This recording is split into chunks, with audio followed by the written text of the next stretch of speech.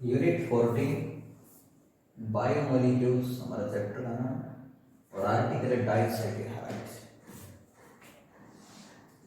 Disaccharides क्या होते हैं? हमारे पास those hydrocarbon when hydrolyse change simple to monosaccharides, जो सिर्फ पानी में डालने के बाद टू मोनोसैकेराइड्स में चेंज हो जाए वो हो जाते हैं डाइसैकेराइड्स। इसके 3 एग्जाम्पल हमारे पास।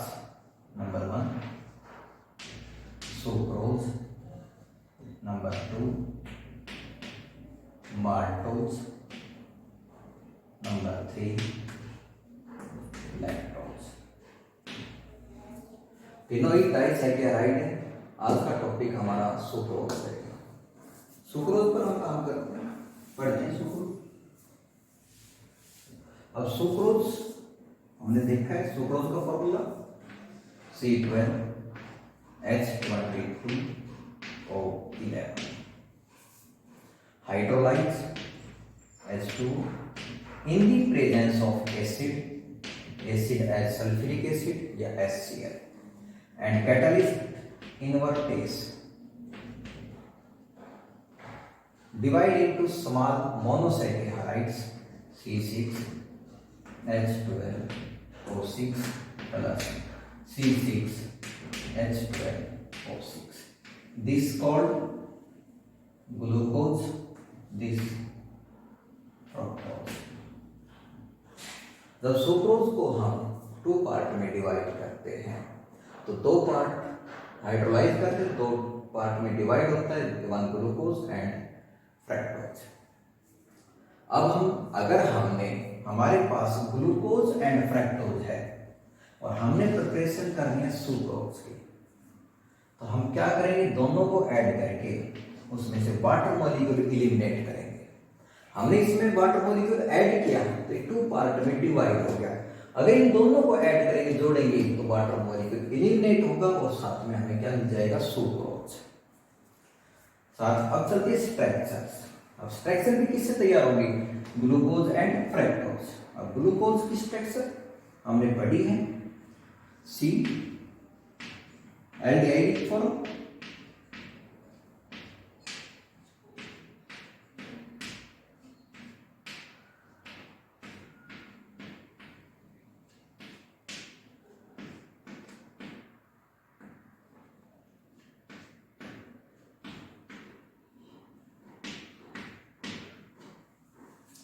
This is glucose. Open structure change into cyclic structure. क्या करते हैं? First carbon attach to 5th carbon, carbonyl यहां होता है डबल बॉन्ड, यहां H, जब यहां से H आएगा और यहां भी oxygen. Cyclic structure of glucose. अब आती है स्ट्रक्चर ऑफ फ्रक्टोज। हम बात करते हैं फ्रक्टोज कीटोनिक फॉर्म में, OH carbonyl H HO OH H H last में CH2OH। Cyclic form. अब carbonyl carbon attach to 5th carbon या 4th या 5th कार्बन, बट बीच में क्या है? CH2OH। तो इसको कहां ले जाएंगे? साइड में, CH2OH सिंगल बॉन्ड O और यहां से H। अब ये हमारे पास ketonic form of fructose in cyclic form. अब दोनों को ऐड करेंगे, तो अभी बताया था ऐड करेंगे तो कौन एलिमिनेट होगा इसमें से? Water molecules. लेकिन condition, glucose C1 alpha position चाहिए और ये C2 बीटा पोजीशन। आप देखोगे C1 alpha as it is, beta position चाहिए C2, ये फर्स्ट कार्बन, ये सेकंड कार्बन, तो बीटा पोजीशन में क्या होगा? यहां चला जाएगा CH2OH और यहां पर OH।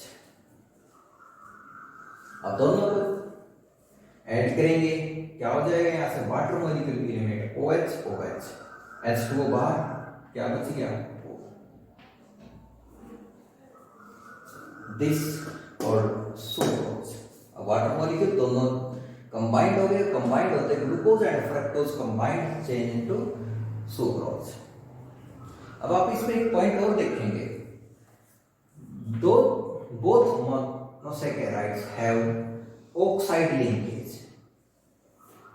ऑक्साइड लिंकेज भी कह सकते हैं या इथीरियल लिंकेज भी कह सकते हैं। तो इसके ऊपर एक डेफिनेशन क्रिएट हुई, glycosidic linkage.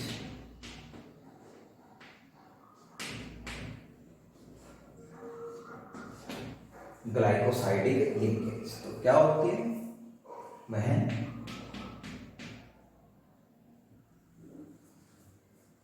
To monosaccharides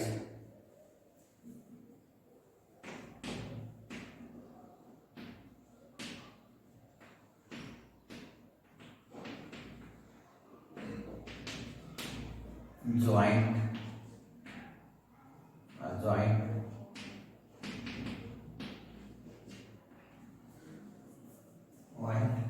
together and one water molecule eliminate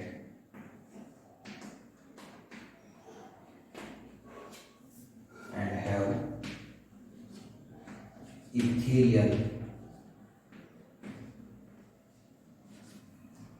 या ऑक्साइड लिंकेज।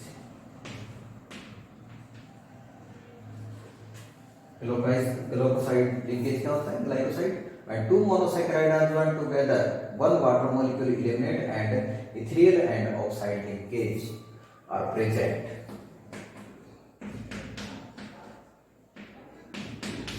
तो उसे बोला जाता है glycosidic linkage. This linkage is called glycosidic linkage. अब आता है इसकी हैवर्थ प्रोजेक्शन स्ट्रक्चर। अब आती है हैवर्थ प्रोजेक्शन स्ट्रक्चर, देखिए क्या होता है उसमें।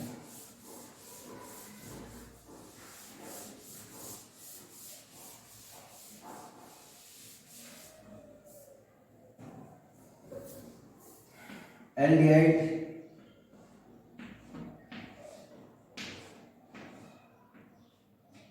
this oxygen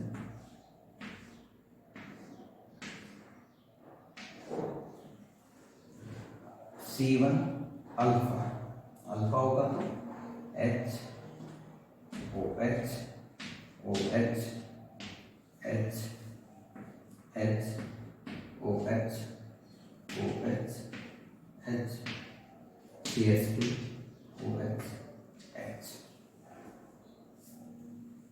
and beta of.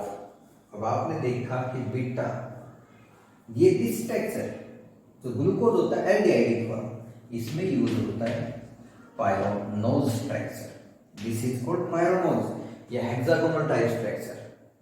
अब फ्रक्टोज जो होता है उसमें जो स्ट्रक्चर यूज होते हैं वो होते हैं प्रोनानोज स्ट्रक्चर या पेंटागोनल स्ट्रक्चर्स, लेकिन उसकी कौन सी पोजीशन होती है, बीटा पोजीशन। अब आप देखेंगे ये फॉर एग्जाम्पल क्या करते हैं, ये ऑक्सीजन ये बीटा पोजीशन, तो इसमें क्या होगा OH CH2 OH OH sorry 1 2 3 में H OH OH H CH2 OH OH। आप देखोगे इन दोनों को हमने कंबाइन करना है, और कंबाइन ऐसे होना चाहिए कि इसका C1 अल्फा का OH इसके C2OH से अटैच होना चाहिए, ताकि इसमें से वाटर मॉलिक्यूल आसानी से एलिमिनेट हो सके। तो आप देखोगे कि भाई दिस स्ट्रक्चर को हम यहाँ एडजस्ट करेंगे तो इसमें आसानी से वाटर मॉलिक्यूल एलिमिनेट हो सकता है। ठीक है, हमारे पास हो गया ऐसे।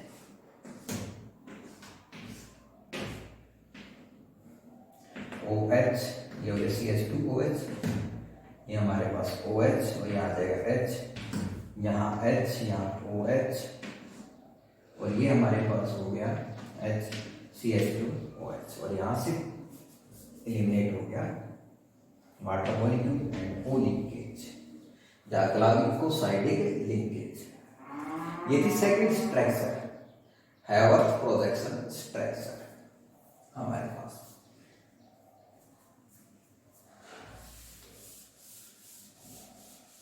अब दो डेफिनेशन आती है इसमें,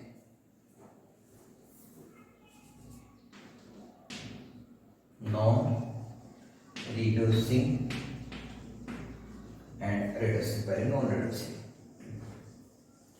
नॉन रिड्यूसिंग में क्या होता है कि जिस भी हमारे पास जो डाइसैकेराइड्स है, अगर उसमें से जो लिंकेज बनता है या ज्वाइंट होता है, अगर वो दोनों ही कार्बोनाइल ग्रुप से हो तो उन्हें बोलते हैं नॉन रिड्यूसिंग।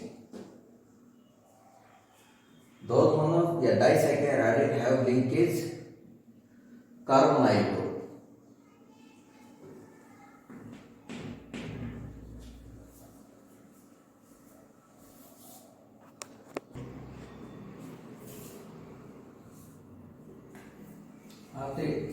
नॉन रिड्यूसिंग में क्या था, जिसे कहते हैं इफ द टू मोनोसैकेराइड्स, जैसे दोनों monosaccharides units are linked through their carbonyl group, अगर ये दोनों ही अपने कार्बोनाइल ग्रुप से जुड़ती है तो हम इसे बोलते हैं नॉन रिड्यूसिंग।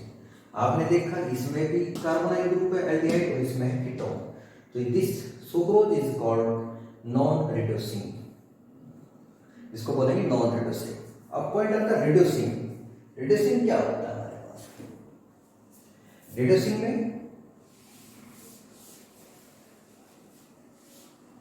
की डेफिनेशन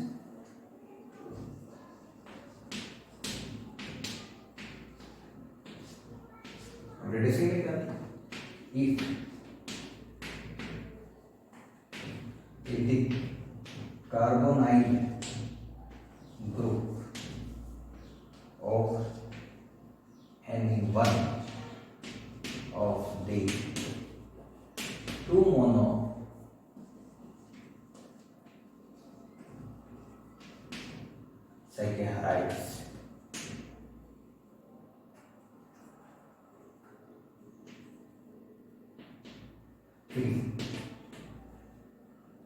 सैकेराइड यूनिट।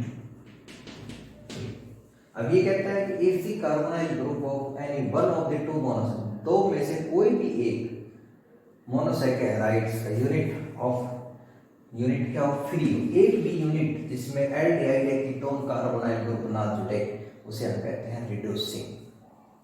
हमारे पास क्या बनता है? रिड्यूसिंग। तो ये हमारा टॉपिक था सुक्रोज का।